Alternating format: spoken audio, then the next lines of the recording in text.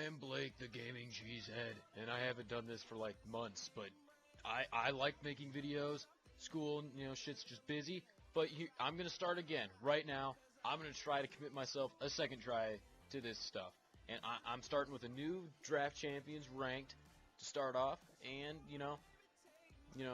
this first round kind of sucks. But Road to the Playoffs tend to have better stats, and I recorded this live, but for whatever reason, the very first time I turn on my Elgato, it fucks up and doesn't record my audio.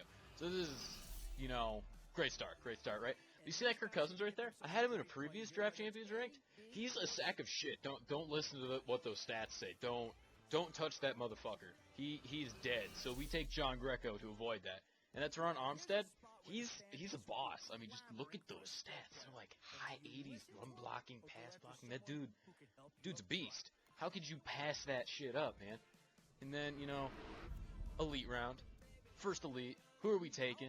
I'm from Nebraska. I like Wisconsin. So I'm kind of hated here, but, whatever. From Nebraska, we got to take Randy Gregory. He's Thanksgiving, too. And also, my other decision in this is Will Hill's play rec sucks balls. Otherwise, I would have taken him because I value safeties way more than right ends in the scheme I'm using. I got Mike Tomlin, so, right ends are barely on the field for me because I never line up in base 3-4. Here we go. Next round. This one is a trash round. These guys, they suck. There's a Lion. We can't take a Lion. A Charger, they're like 2-8, bro. How do you have a road to the playoff cards? It's a road to the first pick is what it should be called. Same with the Lions. But, Jarrell Freeman, since I use the middle linebacker, I kind of want someone faster than Brandon Bosnick.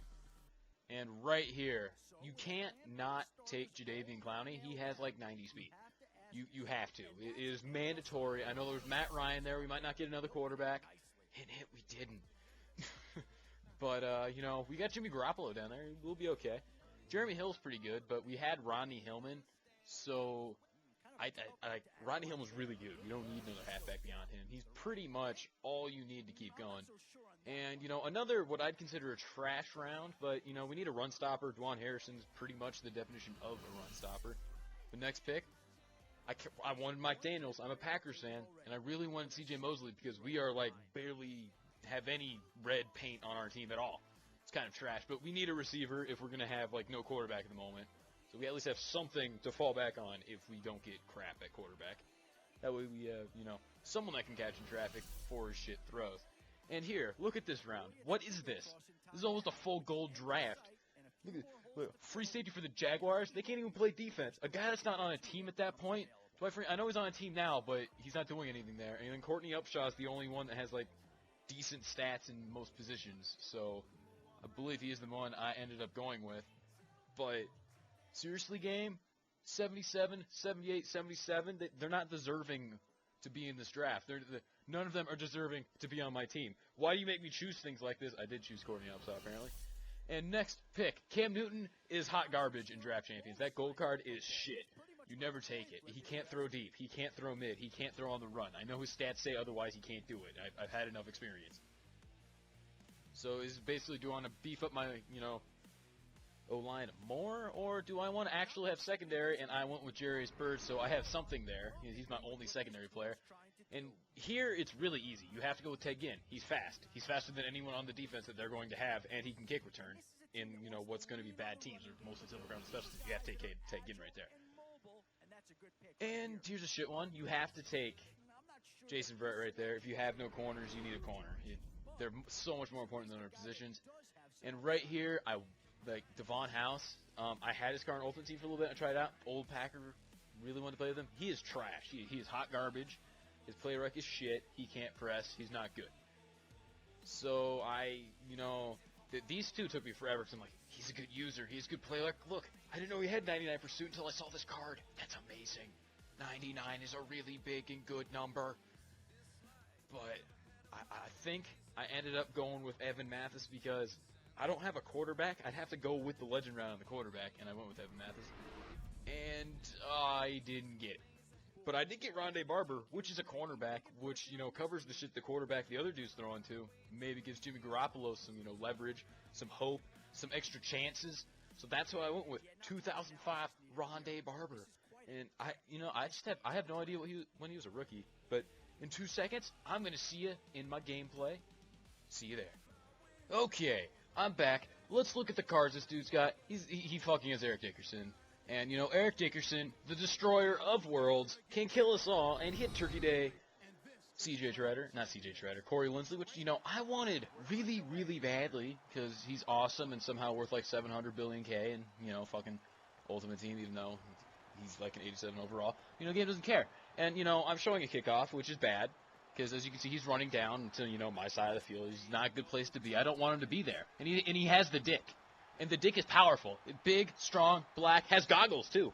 You know, man, imagine if your dick had goggles. But, you know, he just did a play-action boot right there. You know, those really shouldn't be open on me, but I'm an idiot, so whatever.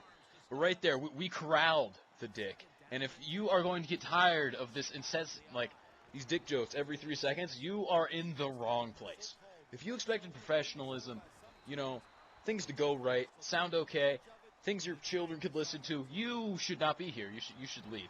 But here I am, stopping him on 4th down, his first possession. He basically went nowhere, and he's given up on the dick. He's quitting with the dick. You can't quit with the dick. You can't quit on the dick. So here's game 2, because that was short as hell. And this dude has 2 legends and Julius Peppers, which is, you know, a 6'7" god in a Green Bay Packers uniform. And I am the Green Bay Packers, the home jerseys. He is the white ones, just in case you could not tell. And, you know, he got the ball first because he's a lucky jackbuck. Even, you know, I want the kickoff. I don't even know why I say that. Here he is, running with Russell Wilson to the left. And me diving into the face of the turf. You know, he just likes to eat the turf. It's good for your health if you hate yourself. And like to puke up tar and other shit, you know, the rest of the days. If you want to try eating turf and, you know, turf and puking up what could possibly be in the turf, considering it is made from tires and some, you know, there's rubber and cigarettes, go smoke and cough it up. Just go do it. Go do it right now. But I stopped him. I got the ball. And, you know, Rodney Hillman, all you need, you don't need halfbacks in Draft Champions if you have the Hillman. The greatest halfback of all time, if everyone else better than him got shot and never existed, basically. So time machine shit. So, you know, just going downfield, Jason Avant, open. If I score right here, we're up. And it's basically like I got the receiving kickoff. And look at that beautiful pass out of the Garoppolo to Jason Avant. Garoppolo sneaking into the touchdown. Jimmy Garoppolo proving that Matt Ryan was not who we needed. We just needed the Garoppolo, the greatest of all time. And here he is just throwing an open corner route that, frankly, I should cover because it's fucking corner route. I should cover it every play. And here's me freaking to take out the portion in between the play because, as we said earlier, professionalism is what I am the greatest at. So here we are, continuing.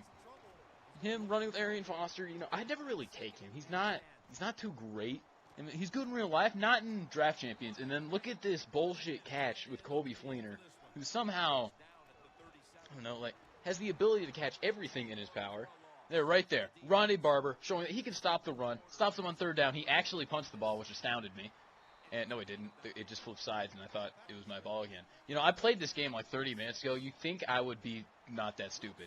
But, you know, whatever. Here he is, running with Russell Wilson, throwing and completing it because I'm an idiot. And then somehow spinning through my character. He, like, put his cleat on my fucking person's balls. That's a fucking penalty, man. Here I am, run committing. I've learned that run committing is a valuable thing. If you know when to do it and you like 90% sure they're running, just do it. It's the right thing to do. That's a beautiful pass out of Russell Wilson right though, into the corner of the end zone to Colby Fleener. Obviously, Colby Fleener is his target. And here he is, you know, smacking Rodney Hillman in the face, proving, again, that Rodney Hillman, though he is great, almost the greatest of all time if everyone else died, he has his limitations. But, you know, to win with the trifecta of, I don't remember who my number 1 wideout is. Oh, Ted Ginn, Rodney Hillman, and Jimmy Garoppolo. We need perfection. I mean, it may be the best 3-headed machine in the NFL today if it was real, but we need to realize its potential. Jimmy Garoppolo, Rodney Hillman, Ted Ginn, on the same team, Super Bowl contenders always, Super Bowl winners almost half the time. They're like the New England Patriots minus Eli Manning's, Eli Manning curse shit, whatever. Let's go. Me throwing the ball, me going downfield. I'm going downfield on this dude like butter. I started chewing clock right here because I don't have the ball back. Fuck that shit.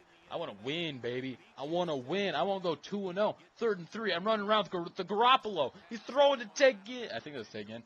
I don't know who that was, but he didn't catch it, so I'm kicking a field goal. He had like 50 seconds. He didn't do anything. It was just a bunch of bombs, and it was for like 10 minutes. But here's the start of the second half. He's onsiding it. The Savage. He's onsiding. What are you doing? You can't stop fucking Lamar Woodley from picking up the onside kick. He has the greatest hands of all time. We've all seen him pick those 0 interceptions in his career. Maybe he's had 2. I don't know, in like 10 years. But, I mean, that obviously means he should have a catch rating of 87. Catching traffic of 99, of course. So, you know, this means it's in my wheelhouse now. If I score right here, I drain some clock. I'm not draining clock. What was I doing? I should drain clock in this situation. Whatever. Travis Kelce going. Just the greatest. I forgot I had Travis Kelce, frankly, until right now. I bet you I forgot I had him in the game, too. Oh, my gosh. Look at it. He almost caught that, and he's a white man. White man can't catch, but he was, but I don't know. Here is a corner route to fucking Eric Decker, and he caught it for the touchdown. Barely got it in. He hit the pylon. I'm up by 10. It's looking good. Russell Wilson throwing dimes to a corner route, which is redundant at this point. I should seriously cover that corner route at some point in my life. So Ronnie Barber's also on that side of the field. You'd think it would be easier, but I'm retarded, so who knows. Here he is, trying that pitch play. I mean, it should work. It did. That was like Arian Foster's greatest move of all time. You know, I kind of, maybe here's a thought. If they're on IR for this, holy shit, I should, like, cover. That was bad.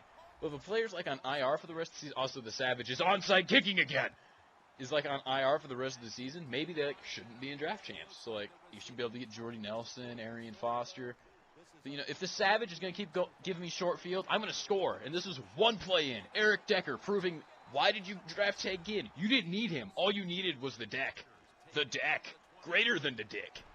I'm sure, we're going with it. I don't know. I'm basically talking to myself at this point. Isn't this whole thing just talking to myself? Is that all this life is? And how did Jason Verrett pick that? Proving, why did I draft Ronnie Barber? I just needed Jason Verrett. The greatest of all time. I think he's the MVP for the Chargers collection. And I played him once. He's really good. But here's Rodney Hillman breaking it. Not because he's good, but because the O-line is. Definitely not because of him. Giant hole. But from basically here on, I'm just draining the clock. I'm just going to show the significant plays that mattered. And here's me picking it off. You know, basically. And then here's my next scoring play. Rodney Hillman proving again that I didn't need to draft Jeremy Hill. He's all I need. Touchdown. 38-14. Here he is. He drove all the way down the field. Took a long time to do it. Finally threw a touchdown. I wasn't really paying attention. Just playing cover 4 going. And then I drove all the way down the field. Kicked this field goal. He had some fun running around in circles for like a minute and a half and then getting nowhere. And that was pretty much the game. So I won my first 2 ranked draft games of this season. And with that, see y'all. I'm going to have a link in the top right to whatever the hell I make after this. Or maybe a giveaway. I'm planning on giving something away. See y'all later, and this is Blake, the gaming cheesehead, reincarnated with more cheese and sarcasm. I don't know. Is that even possible? I am so sarcastic. See you all in the future or in the past. If I don't know. Bye.